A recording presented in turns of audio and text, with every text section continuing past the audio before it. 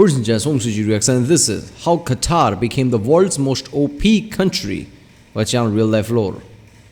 Really? Qatar the most OP? Not just one of the OP, the most OP. Like, okay. I mean, I know Qatar has lots of oil and basically, money like that. It's a very small country.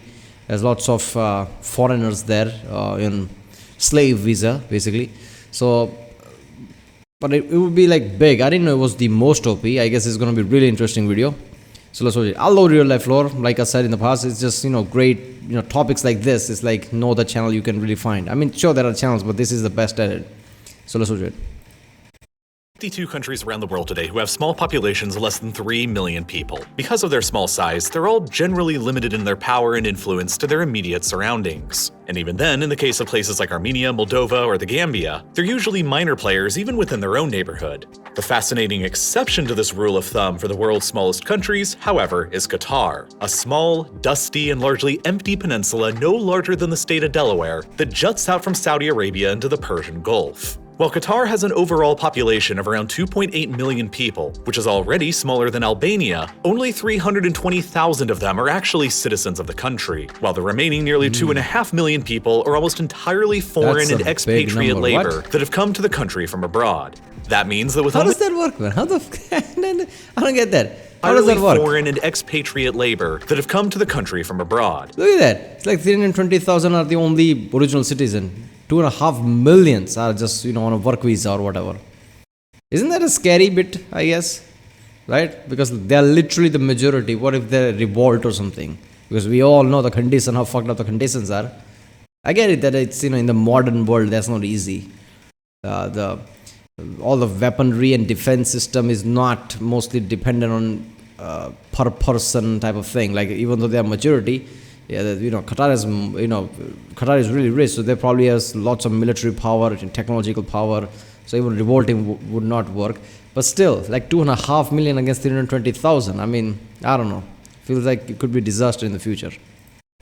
That means that with only around 320,000 citizens, Qatar's citizen population is only about the same size as tiny Vanuatu, a little island country in the Pacific Ocean. And yet, despite its tiny size in both land and people, Qatar commands global prestige, power, and influence on the same scale of countries that are dozens of times larger than it. For years now, Qatar has often been described as the wealthiest country in the world, with the highest GDP per capita of all the world's nations for multiple years in a row. The Qatari economy was larger than Ukraine's even before the Russian invasion, and with nearly 16 times fewer people even when including all the foreign labor. The state of Qatar wields the 9th largest sovereign wealth fund in the world, with assets exceeding $450 billion, including a large 10.5% stake in the Volkswagen Group and the outright ownership of the Paris Saint-Germain football club.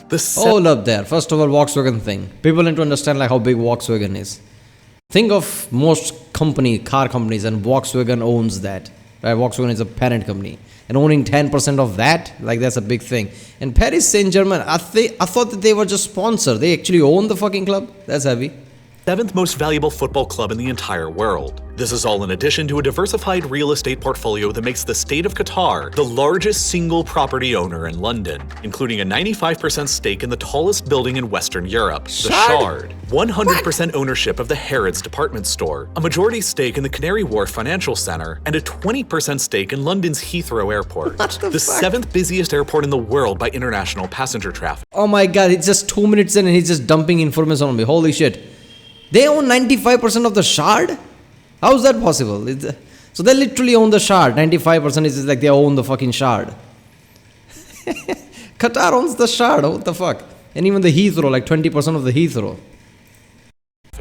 This sovereign wealth fund's assets equate to more than $1.4 million per citizen of Qatar, by far the largest of any sovereign wealth fund in the world. The state-owned airline Qatar Airways is one of the largest and the most influential in the entire global aviation industry. Ranked by assets, Qatar Airways is the 9th largest airline in the world and is roughly equivalent in scale to Air France KLM, and they have even greater revenue numbers than Turkish Airlines. The state-owned media company Al Jazeera is one of the largest public media conglomerates in the world, second only to the BBC in the number of news bureaus located across the world. And perhaps most infamously of all, they are by far the smallest country and the first in the Arab world to ever host the FIFA World Cup. which is currently ongoing as of the release of this video.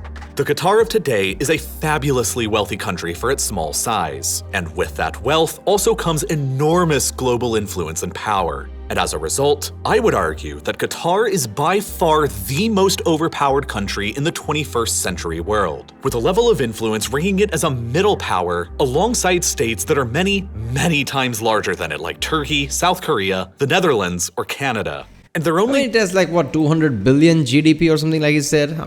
For a small country that's good, but come on, like USN is in trillions. I get it per person and all that thing. But the overall, how does it make the most powerful? I don't know. Even if that GDP doubles, it's still like a $500 billion, nowhere close to something like USA or something.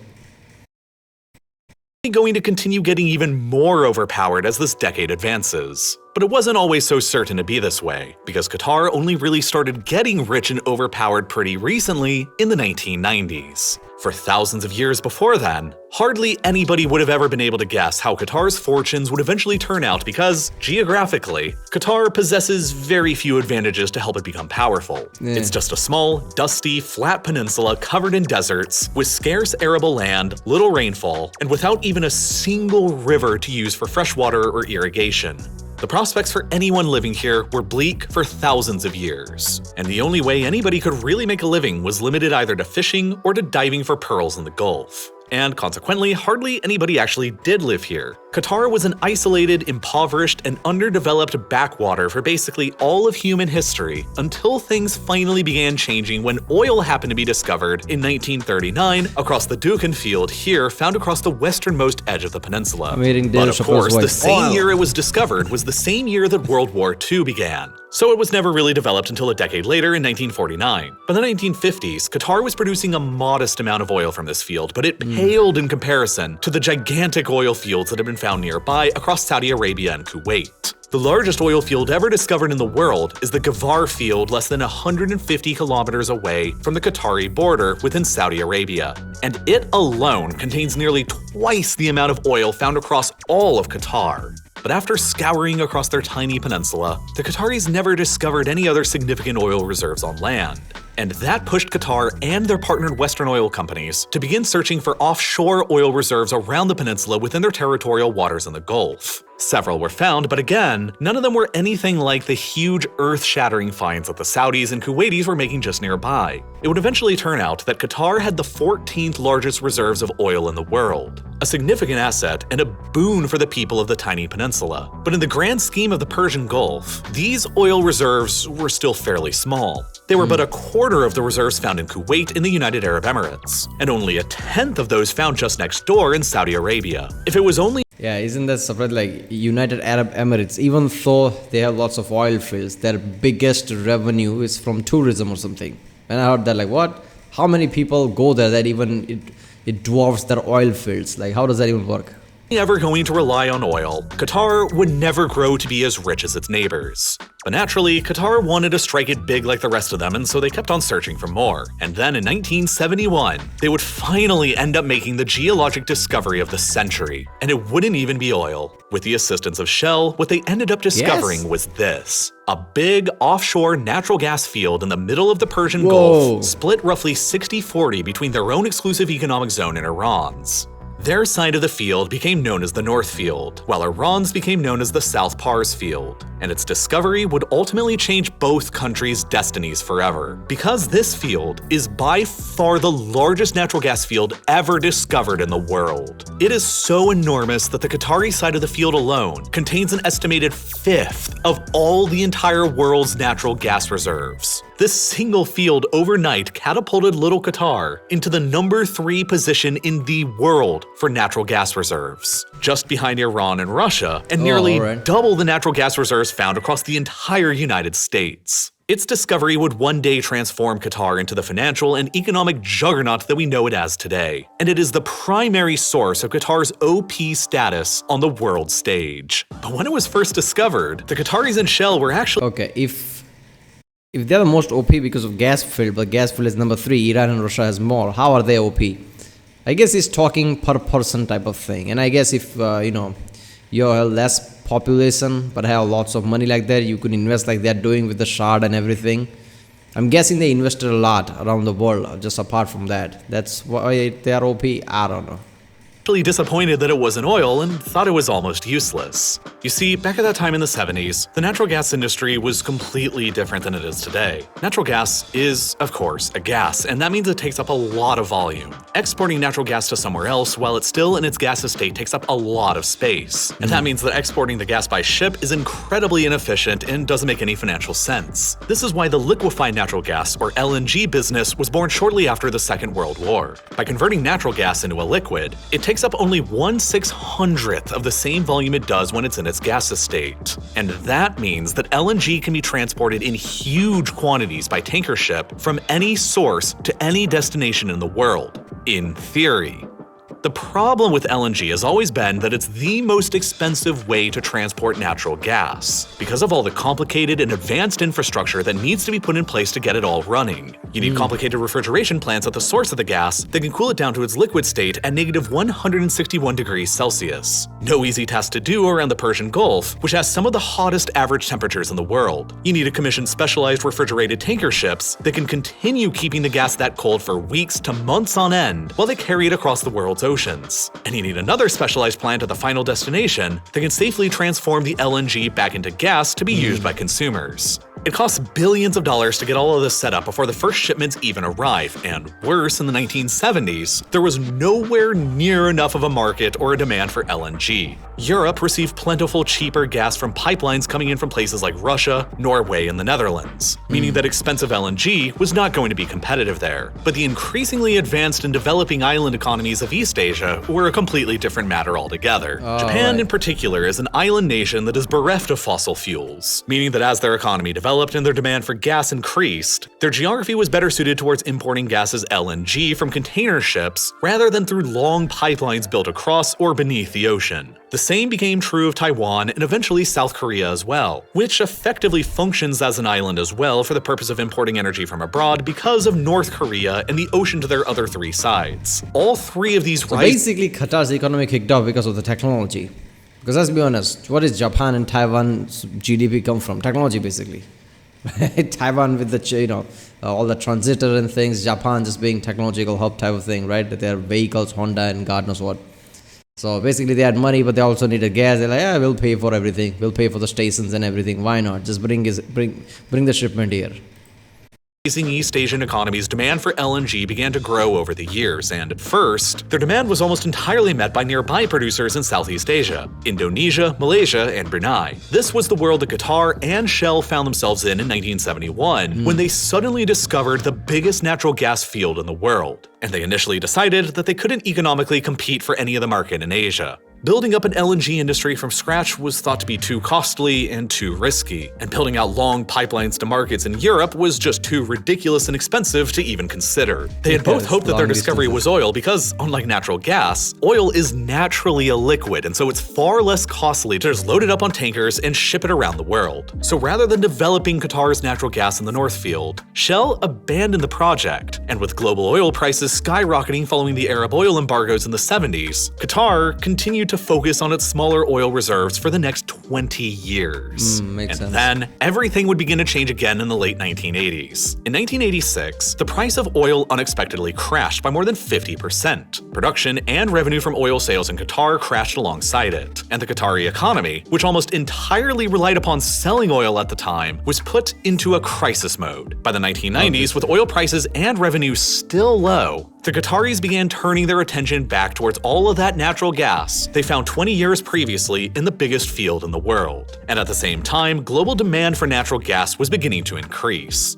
Natural gas emits 50% less CO2 than coal when it's burned for energy, and about 30% less than oil, while releasing less air pollution as well, making it a desirable and slightly cleaner fuel to use for electricity for nations weary of climate change and pollution, or for nations seeking a transitory fuel source while they move towards full carbon neutrality and green energies like wind or solar. And at the same time, the costs of building out LNG infrastructure had dramatically come down after more than 20 years of continuous technological developments and understanding. Gas is also efficient compared to the oil. There's a big thing here in India, basically, where the CNG and LPG based autos, basically, rickshaws and whatever. They're becoming a big thing, right? Because they were efficient. Same price, same amount of petrol. They would use gas were giving them more mileage, basically. So it's even kind of efficient, if I remember correctly. But yeah, obviously, they had just one oil thing, and oil prices drop. This is the definition of banana republic, right? That's the problem. If you're just one reason, if it drops, your whole country is fucked. But they had the biggest reserves, one of the biggest reserves on natural gas. It was inevitable, basically. Eventually somebody would say, like, screw it, let's find a way. I don't care if it costs more, let's invest for the future, even if it costs more right now. But once it starts going, we'll be rich, I guess. 1995, the ambitious son of the ruling Qatari emir launched a bloodless coup d'etat against his father and overthrew him. And it would be under his leadership that little Qatar would be transformed into a world power. Hamad bin Khalifa Al Thani strongly believed in the potential of the natural gas reserves in the North Field and in the growing LNG business. Equipped with billions of dollars worth of investments secured from Western energy companies like ExxonMobil, the Qataris and their partners set out to build no less than the largest and the most competitive LNG business the world had ever seen, backed up by the single largest gas field ever discovered. The Qataris managed to increase the scale of their LNG operations to never-before-seen heights. They constructed the largest artificial harbor in the world for their Ras Laffan industrial city, which became their primary production and export center for Qatari LNG. They commissioned larger and larger LNG container ships that could carry increasingly larger volumes of LNG to customers abroad. And by 1996, Qatar was exporting their first shipments of LNG through the Strait of Hormuz and abroad to global markets. It would end up revolutionizing both Qatar and the entire world in the process. Within just 10 years of them beginning their operations by 2006, Qatar had already overtaken all of its LNG competitors, like Malaysia and Indonesia, to become the largest. Okay, why are they going through like this? Why not go straight? There's something here? What's happening? Why are they going all the way inside the China like that? And then go to, I guess, South Korea and Japan? I don't know. Exporter of LNG in the world, with the bulk of their shipments eating into the market share in the East Asian economies of Japan, South Korea, and Taiwan. South Korea became their single largest customer, and they still continue to purchase roughly 27% of their entire natural gas supply from Qatar alone. North Korea as and well? The vast revenues that these countries were paying for Qatari LNG flooded back into the coffers of the Qatari government, which, of course, made them mind-bogglingly rich. This is a chart of the gross domestic product per capita in Qatar from 1987 to the present. This year, 1996, is when Qatar first began exporting LNG to the world market, and you can clearly see how immediately afterwards, their wealth began to absolutely skyrocket to the point in 2006 where they became the largest LNG exporter in the world. Tens of billions of dollars a year began flowing directly to Qatar in exchange for their shipments of LNG. But all of this newfound wealth came with a problem. Qatar was growing too overdependent on a single source of income and was transforming into the world's first LNG state. By the 2010s, 70% of the entire government's revenue, 60% of the entire country's GDP, and 85% of their export earnings were all simply coming from the LNG and petroleum business. If the business were to ever crash or run out of supplies, Qatar would be forced into going back to the impoverished, empty peninsula that it had been for thousands of years beforehand. And of course, the government has always been aware of this, and so in order to diversify their income streams and secure their future, they began investing into other businesses, ideas, and avenues. Qatar Airways was founded in 1993 and expanded I kind of see that coming, right? I mean, I don't know what Saudis did, but from the jokes, I'm guessing they didn't do anything, right? Saudis relies on oil, and they're still relying on oil. I think they're not investing much, if I don't know correctly. I don't know. Because all the jokes basically point to that, right? Top Gear jokes and all the jokes that as soon as the oil goes, they're screwed or something like that. So Qatar's not going to be that, apparently, because they probably did invest in many giant things. They already own lots of stakes, like you say, in London and God knows what. And now they have the Qatar Airlines, right? There probably have many other investments. So even if the oil goes completely, they will have some kind of a thing to look forward to. Because oil and natural gas will go. God knows when, but it will go. So yeah. LNG and oil money to become one of the top 10 largest airlines in the world today. The Qatar Sovereign Wealth Fund was established in 2005 as a means to invest their massive revenues into projects, real estate, and companies abroad to the point where today, the fund's assets are nearly equivalent to the entire annual GDP of Egypt, a nation of more than 100 million people. And then in 1996, the same year they began exporting LNG, they also founded the state-owned Al Jazeera Media Group, translating from Arabic into English as literally the peninsula, the Qatar Peninsula. But Qatar still had a low natural population base, in addition to being located in a dangerous geopolitical... Yeah, Al being the, right? I always knew that. Well, alchemy and all that. Al just means the. So Al Jazeera means the peninsula. Neighborhood. Saddam Hussein's Iraq had previously launched wars of conquest into both Iran and Kuwait in order to seize control over their oil industries. And little Qatar was hypothetically a much more vulnerable target than either of those had been. There was also the fact that Qatar shared the largest natural gas field in the world with Iran, which meant that each of their governments had to collaborate together and remain friendly to an extent in order to safely and mutually extract all of the gas there. A situation that made next door Saudi Arabia, the greatest rival of Iran, intensely apprehensive.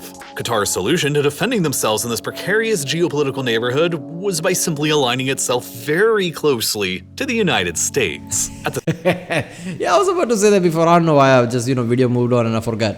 Like, Qatar has all this shit, but it's so small country with such a small population. How about something like Saudi Arabia, like you said, Iraq, Iran, all these people like, oh, we'll let them be. How did that happen? How did they not just invade the country? Like, look at all those natural resources. But clearly it's because of the United States. Like, Qatar's like, basically that, prison mentality. Who's the biggest guy here? I'll make him my friend.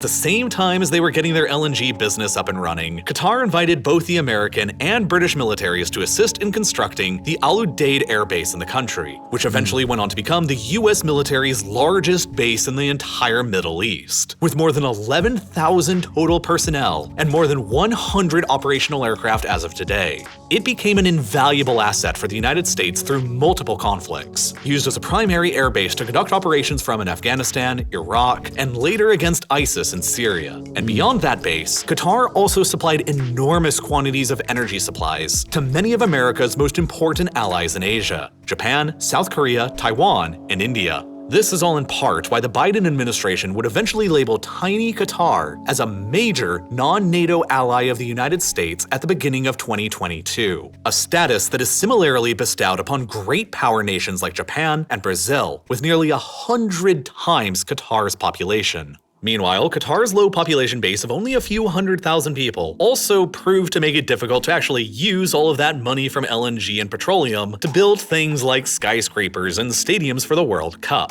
And so to solve that problem, Qatar began encouraging enormous migration to the country. Yes, in one of the World Cup videos I said like, okay, what, are they going to do the same thing as Brazil? What if their stadiums becomes worthless? But after watching this video, like I'm pretty sure that it's not going to be worthless because as I saw in the video, they have some, something to do with it. But it doesn't matter even if it becomes useless. They are way too rich. They're way too fucking rich. They could just build the stadium and, basically crush them all down. And yeah, they won't, there was nothing.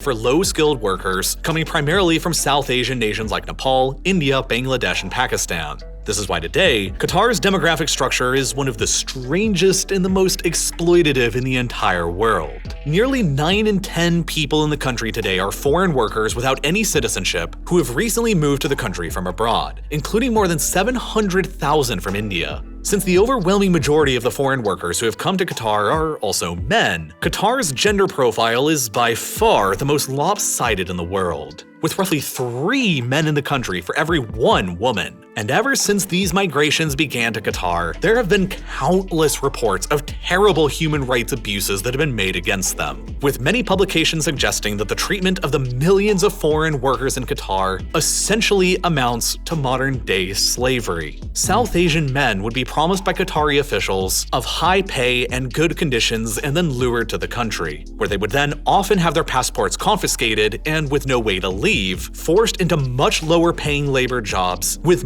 much worse conditions than they had initially been. Look, I'm not gonna lie, alright? Of course, because they have gas and oil, most countries won't do shit, but when things like this happen, it's the nations where the people come from, it's their job. Like India's 750,000, whatever he said, right? If those many people are lied to, and when they went there, took the passport away and just basically made the modern day slaves, Indian government has to step in like, these are my people, right? You told them you're gonna have good condition, this and that. You can't just do this shit to me, right? You can just do this to my citizens. They have to step in. But because I don't know if India's rely on natural gas with Qatar too much that they can't say anything or what, I don't know. But yeah, it's the government's point, at that point. Like, government has to say something. I don't know. Because you can just do that. Oh, come here, like, just lure them and take their passport away and now you're my slaves. What are the, countries doing, like India and whatever?